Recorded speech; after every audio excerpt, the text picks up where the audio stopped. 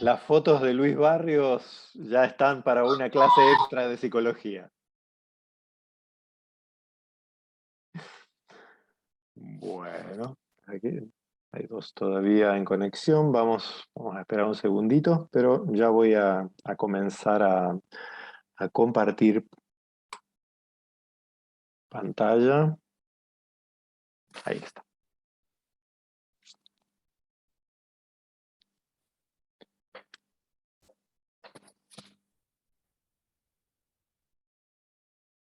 Ya estamos. Bien.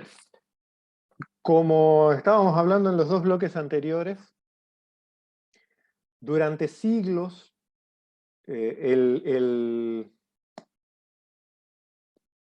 foco o digamos, el interés de la psicología académica siempre fueron las desviaciones de la normalidad o la optimización de lo que,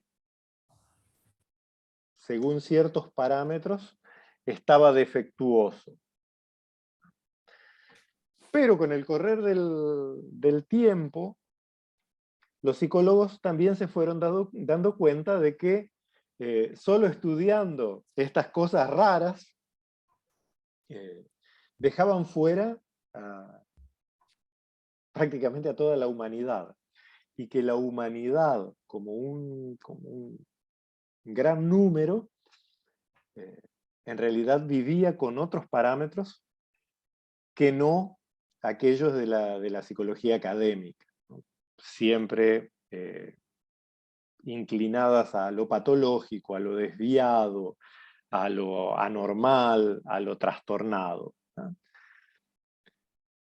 Con la entrada del siglo XXI, que ya se venía trabajando desde un par de años antes, surgen corrientes llamadas psicología positiva, que toman como parámetro lo que está bien en el ser humano.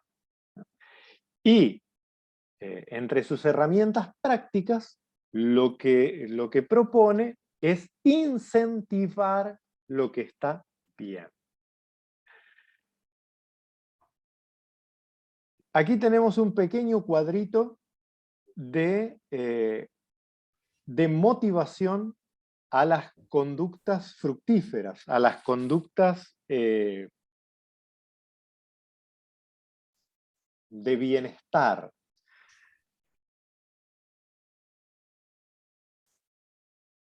Basta mirar el noticiero, solo para que entendamos cómo funciona esto. Basta mirar el noticiero para darnos cuenta de que nos bombardean prácticamente desde que nacemos hasta que morimos, nos bombardean y nos llaman la atención sobre lo que está mal.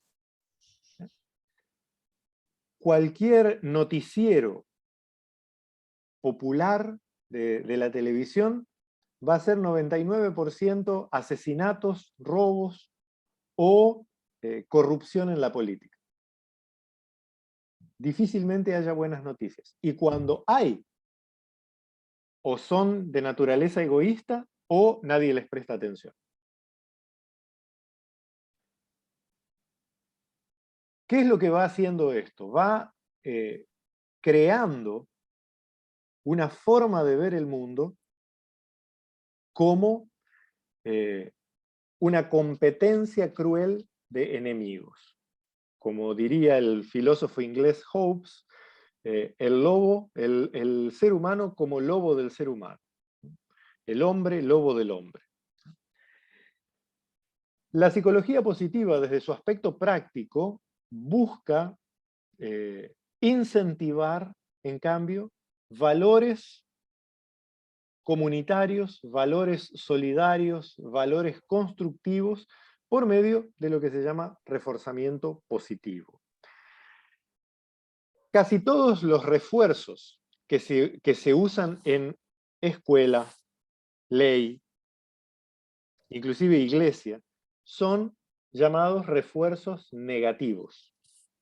Amenaza, castigo, ignorancia, exclusión. Y me atrevería a decir que casi toda nuestra cultura está moldeada eh, con ese trasfondo del refuerzo negativo. Hay veces donde el refuerzo negativo es necesario, eso indudablemente, pero el refuerzo positivo es infinitamente superior, no solo en calidad, sino en efecto. Entonces, ¿de qué estamos hablando cuando hablamos de refuerzo positivo? Estamos hablando de procedimientos, de actitudes, de palabras que incentivan y aumentan las conductas, ¿sí?, las actitudes que buscamos fortalecer o multiplicar en el tiempo. ¿Y en qué consiste? ¿Cómo funciona? Consiste en premiar, ¿no? No sé si recuerdan algunas clases sobre conductismo que hemos tenido, que yo siempre les hablé de la teoría del garrote y del caramelo. Bueno, en este caso estamos hablando del caramelo. No significa siempre dar premios o algo tangible, sino incentivar las conductas benéficas, de enseñar las conductas benéficas, de reconocer y motivar esas conductas o actitudes beneficiosas.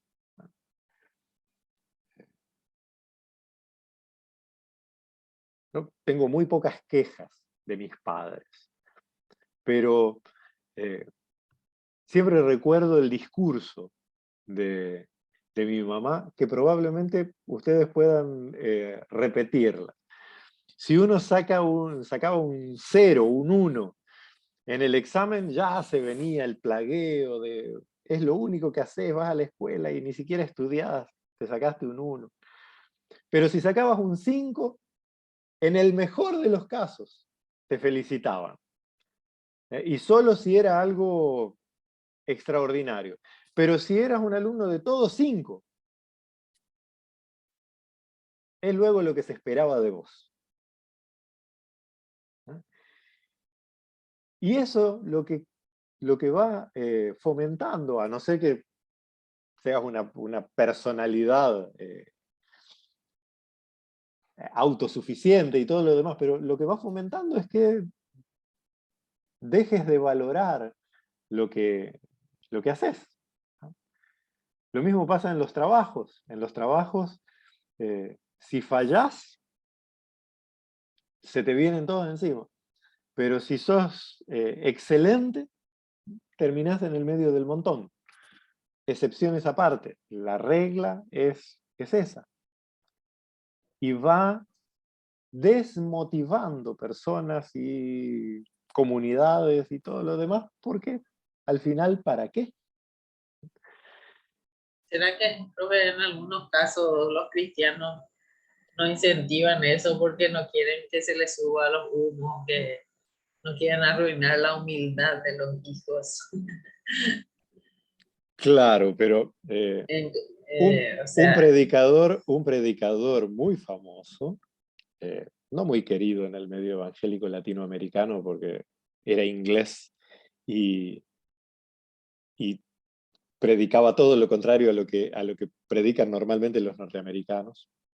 Pero este predicador muy famoso una vez dijo, eh, si la pobreza y la humildad fueran virtudes por sí mismas, los predicadores y gobernantes que las propugnan la practicarían ellos. Los que normalmente exigen la mayor de las humildades, sujeción y cabeza baja, suelen ser los más orgullosos, prepotentes y destructivos que se pueden encontrar. Entonces, a tener mucho cuidado con esos predicadores de la humildad. Sí, hay mucho de eso.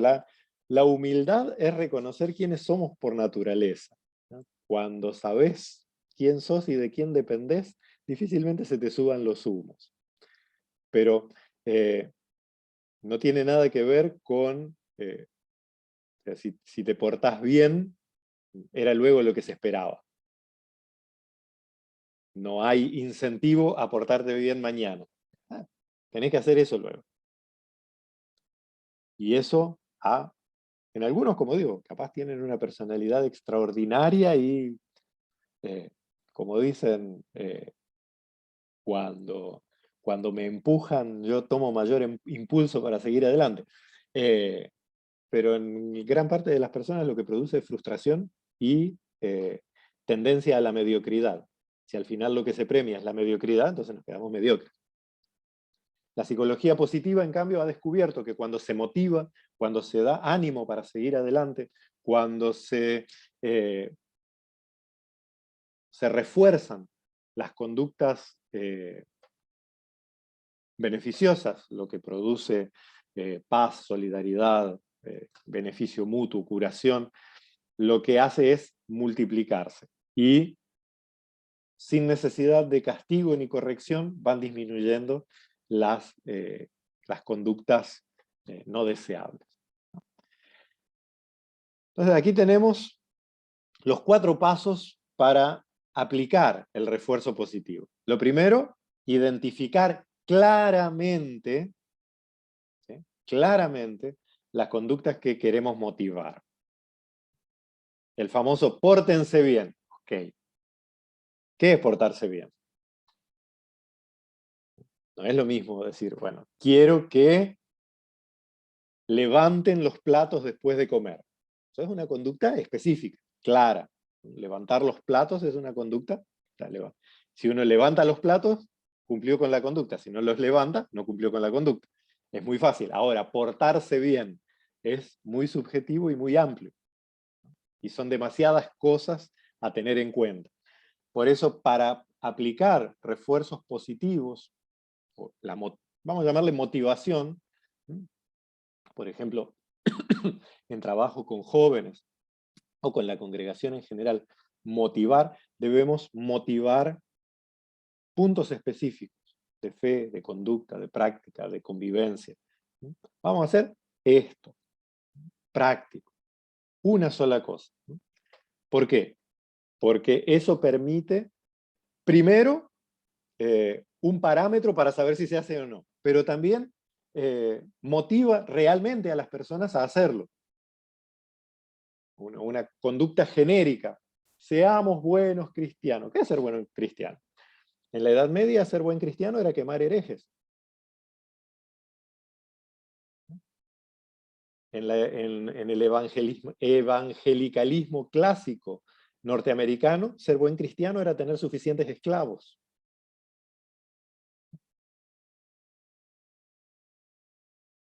En los neocalvinistas, usar barba, hacerse el machote y pegarle a la mujer. Entonces, seamos buenos cristianos. Puede ser entendido de 1000 maneras diferentes. Ahora, levantemos un plato, o leamos un libro, o, no sé, llevemos alimento a quien no tiene. Son conductas, son parámetros claros, son cosas que o haces o no haces. Vamos a ponernos más espirituales. Propongamos no tener 15 minutos de oración diaria. Entonces, yo oro 2 horas, me levanto a las 3 de la mañana y estoy orando ante el Señor hasta que amanece y ni desayuno. Mentira, duermen hasta las 9. ¿No? Entonces, vamos a proponernos orar 15 minutos. Entonces, vos sabés, 15 minutos, ahora son 20:45, hasta las 21 estoy orando. Si oraste 15 minutos, son 15 minutos. Si no oraste 15 minutos, no son 15 minutos. Es muy fácil. De esto se trata. Entonces, identificar y ser bien claro. Si no, no funciona el refuerzo positivo porque queda muy genérico y, o sea, vos quedás ahí, lo hice, no lo hice bien, lo hice mal. No. Entonces, una sola cosa y bien. Segundo punto, elegir los premios, lo que en mi teoría psicológica se llaman los caramelos. Elegir los caramelos que funcionen. Por ejemplo, en niños pequeños, hasta los 10 años, ponele, son muy competitivos. Y eso no es por ser egoísta. Ya hemos hablado en esta misma materia de que a veces nosotros, los adultos, nos da vergüenza de que nuestro hijo no quiera prestar los juguetes, o que no quiera compartir, o que sea muy competitivo. Y eso no es porque sea egoísta, ¿no? Si yo adulto digo, no quiero prestar, probablemente sea a veces es prudencia, pero a veces por egoísmo. Pero los niños lo hacen para reforzar su identidad. Las cosas que los niños poseen son extensiones de sí mismos. Entonces, que un niño, una niñita chiquitita, te dé un dibujo, te dé un juguete, es, sin pedirlo, voluntariamente, considérate, después de Dios venís vos. ¿Por qué? Porque su identidad se refuerza por los objetos que tiene. Entonces, en esta edad son muy competitivos. ¿Cuál sería algo que funcione? Bueno, te voy a dar un premio, realmente premio. Aunque parezca inadecuado, todo lo contrario, es muy adecuado porque eso fomenta. En los adolescentes, por ejemplo, especialmente adolescentes ya llegando a jóvenes, después de los 15, o sea, en esa edad entre los 12 y los 15 en realidad no sabes qué cosa pasa por su cabeza. Entonces nada les viene bien. En esa edad es mejor olvidarlos. Pero después de que pasan los 15 y hasta los 18, 19, funciona justo al revés. Todo lo que los distingue del grupo les molesta. Entonces, tiene que ser algo que refuerce lo interno del grupo. No puede venir de afuera, menos de los adultos, porque todo lo que los adultos dicen está mal. ¿Cómo se motiva a los jóvenes? Que ellos mismos se automotiven, que ellos mismos descubran lo que es beneficioso para ellos, lo que es constructivo, lo que es fructífero, y se genera un espíritu de cuerpo, un espíritu de grupo. Y en los adultos, ¿qué es lo que funciona? Relaciones estables. No importa qué cultura sea la dominante, nosotros soñamos con relaciones estables, no solo matrimoniales o de noviazgo, todas queremos amigos constantes, queremos una congregación de la que siempre sean los mismos miembros, que nos conozcamos. Queremos estabilidad, que nos dé seguridad. Y esos son los premios que funcionan, crear comunidad. Si hicimos todo juntos, bueno, nos reunimos para celebrar. Y eso refuerza. ¿Sí? ¿Cómo se administra esto? Con prudencia. Pero siempre teniendo una regla clara. Cuando son chiquititos y tenemos los premios, la famosa crianza con ternura de hoy en día que dice que todos somos ganadores. Nuevamente, lo que genera es mediocridad y frustración. Porque tarde o temprano la vida te da cachetadas. Y no hay de otra.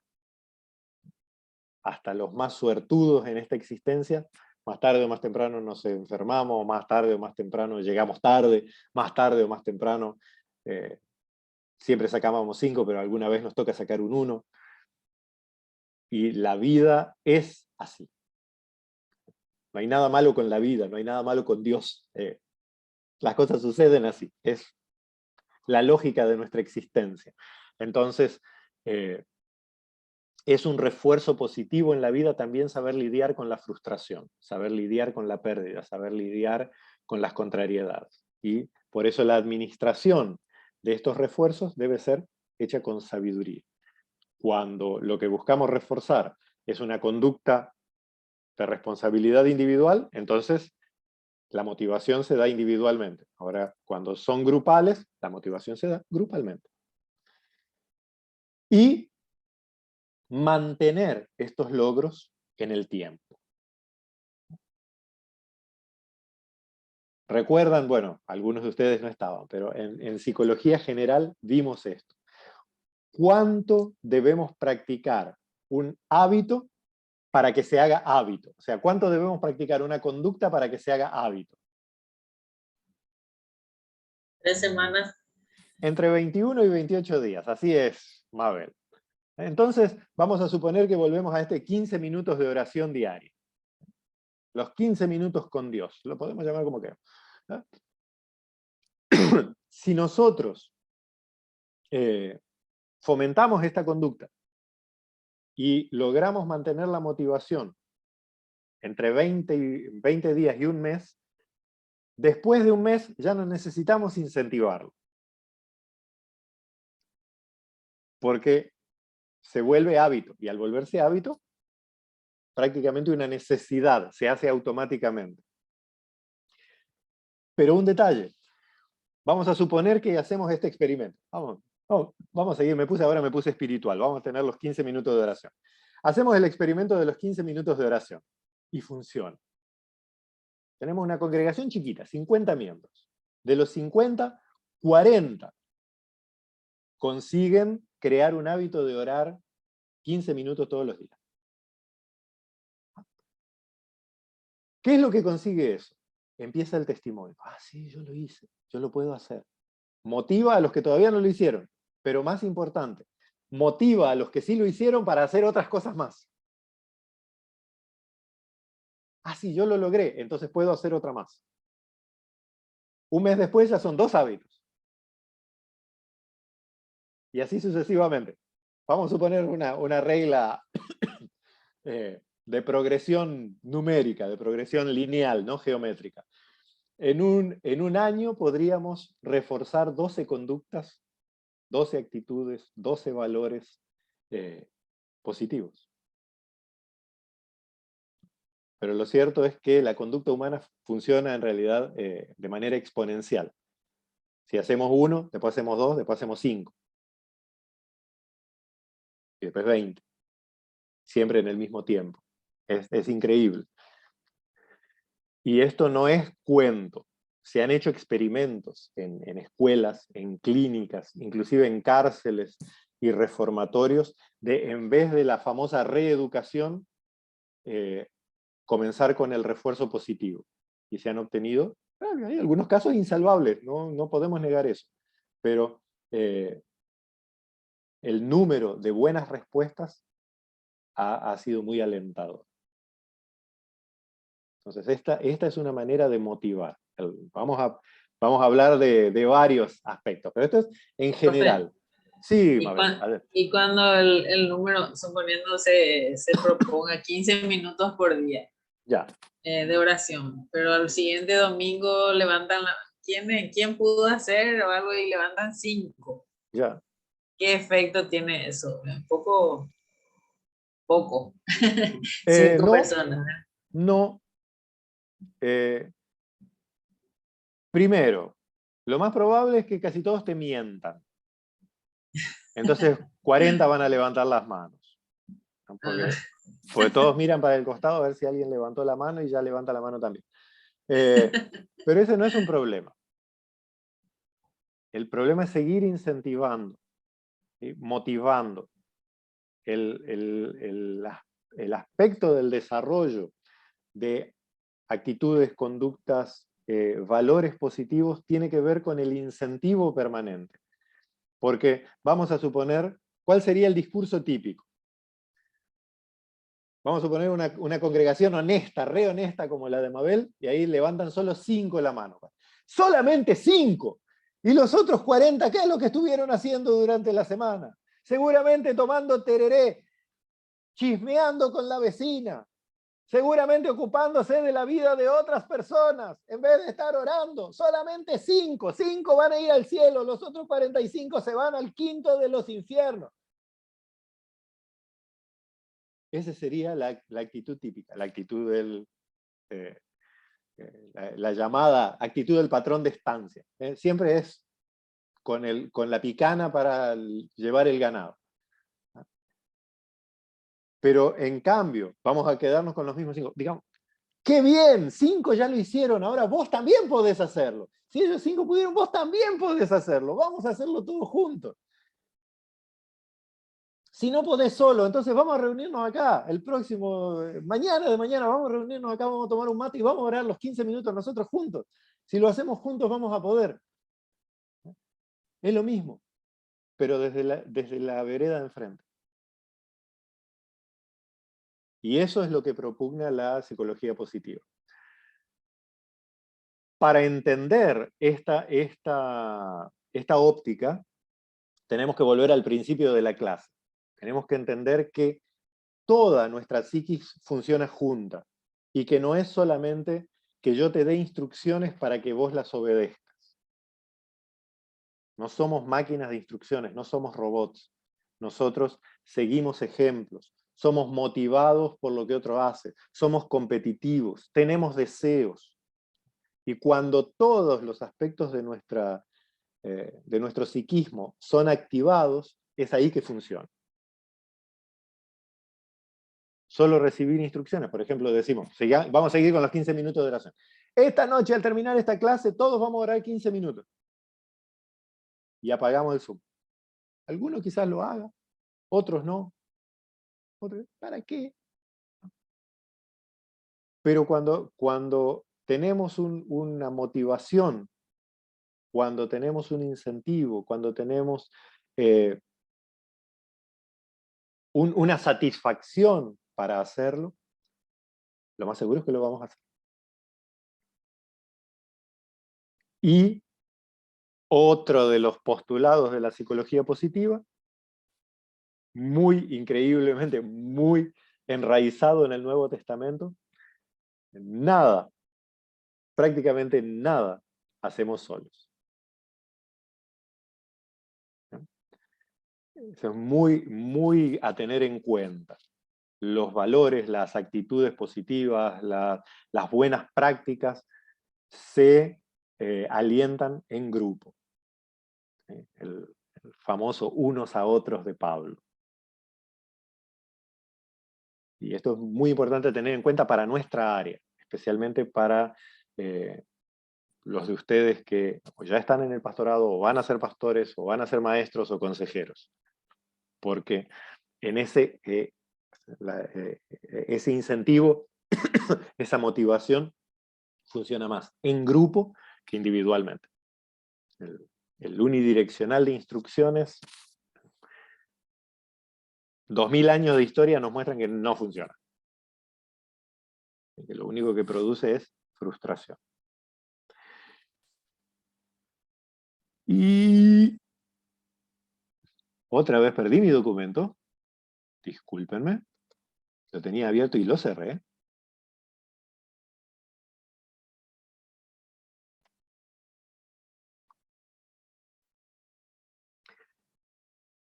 Teniendo en cuenta el refuerzo positivo, hoy vamos a ver el estadio 4 de la teoría evolutiva de la fe de Fowler. ¿Estadio 4 o estadio 3?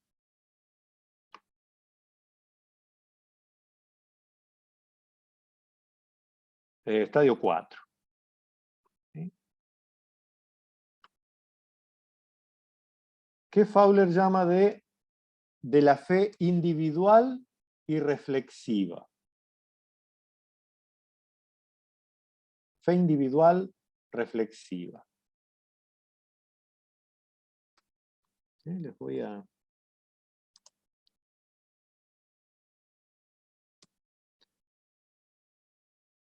que él identifica con la edad del inicio de la juventud. Recuerden que estas son edades teóricas y no que a esa edad vamos a tener la fe así o asá. Ahí se copió.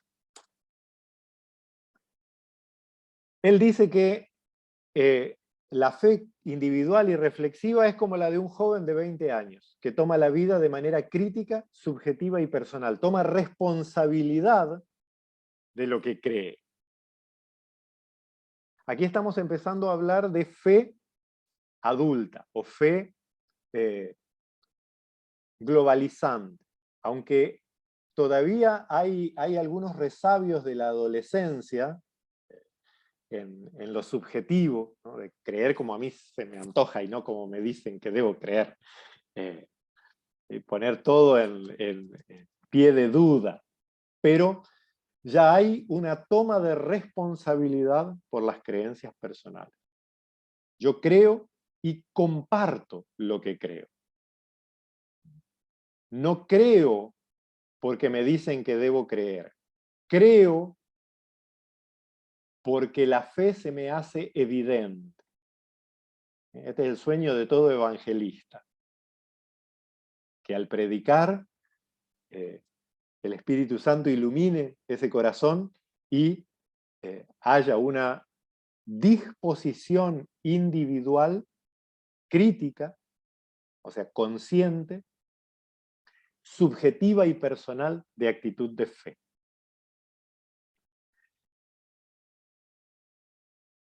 ¿Por qué uní estos dos polos?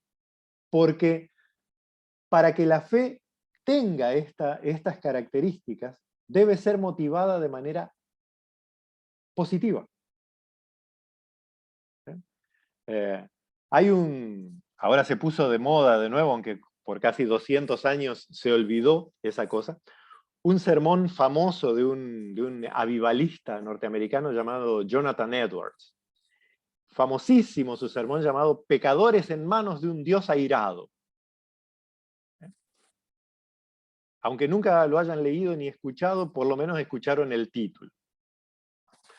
Este tipo de mensajes lo que produce sí produce fe, es una fe del estadio 2.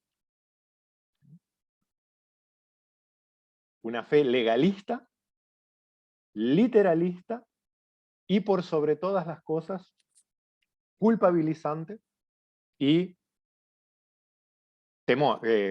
atemorizada. La gente no cree en Dios, sino que cree en ser librada de un infierno. Hay un sermón con un título muy, muy provocador, que fue predicado por un pastor luterano llamado Hermann Köstler, llamado Pecadores en manos de un Dios amoroso y perdonador, donde él presenta a Cristo. En Cristo, todos los pecados del mundo fueron perdonados, ¿no? Entonces, el Evangelio, la ley produce terror. La ley produce legalismo. La ley produce miedo, y el miedo produce odio. ¿Sí? Por eso esas personas están siempre enojadas. En cambio, el Evangelio produce certeza. La certeza echa fuera el temor. Y eso genera actitudes de amor, de confianza, de acogimiento, de recibimiento, de reconciliación. Y ahí ya estamos hablando de una fe un poquito más adulta, aunque todavía nos faltan 2 escalones de Fowler. ¿Sí? Pero, entonces, una fe predicada de manera positiva, creativa, reconciliadora, lo que va a hacer es motivar a acoger esa fe y a compartirla. Y colorín colorado, por acá vamos quedando, porque si no ya vamos a confundir. Quedan 2 todavía. ¿Preguntas?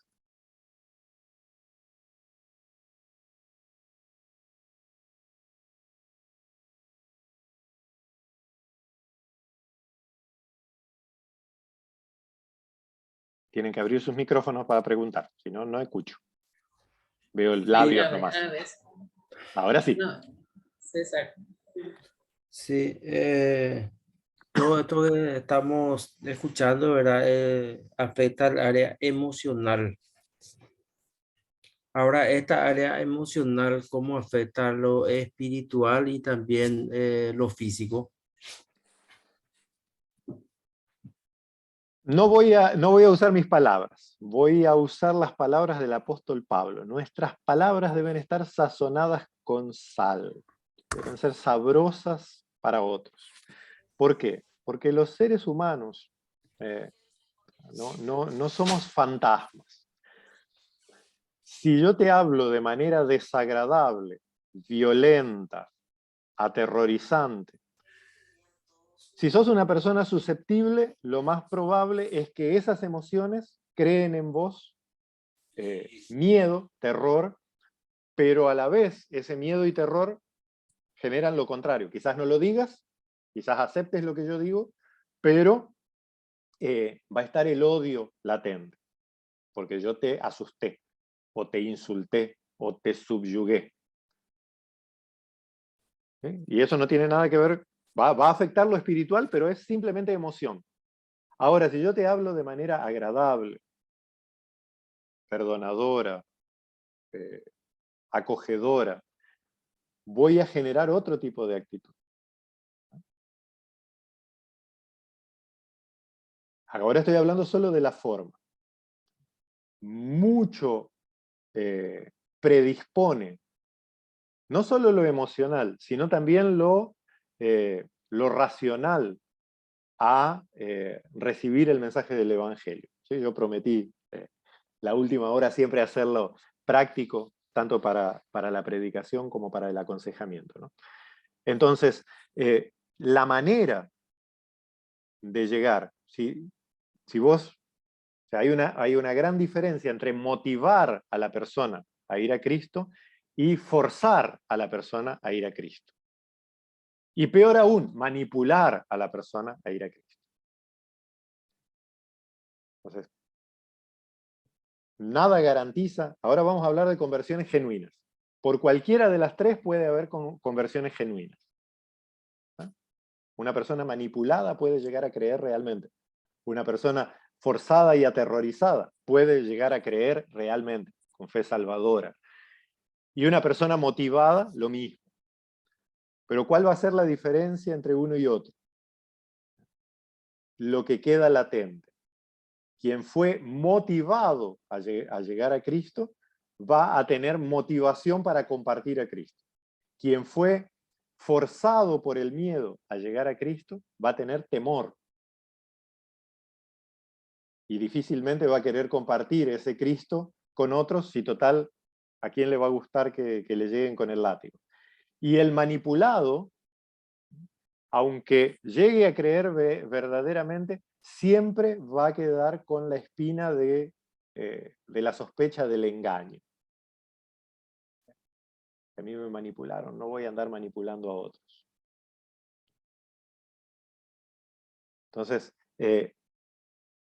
el aspecto, vamos a hablar teológicamente, puramente espiritual, el de creer realmente, de producir la fe, es una acción del Espíritu Santo que está ajena a lo que nosotros hagamos o no hagamos.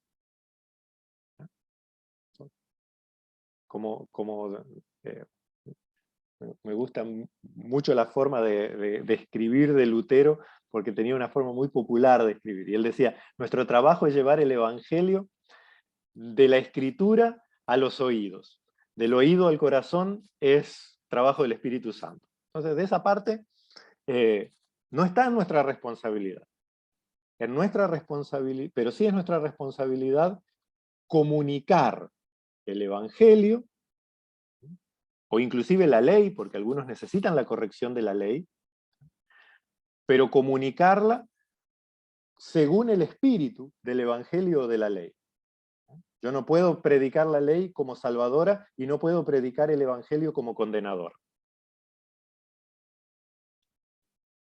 Así es, César. Entonces, motivar. Podemos decir lo mismo con forma positiva. Dios les bendiga ricamente, tengan una buena noche de descanso. Hay un escrito en la plataforma que puse esta tarde, así que ahí pueden profundizar un poquito más la parte teórica. Pero en la clase vamos a ver todo lo práctico.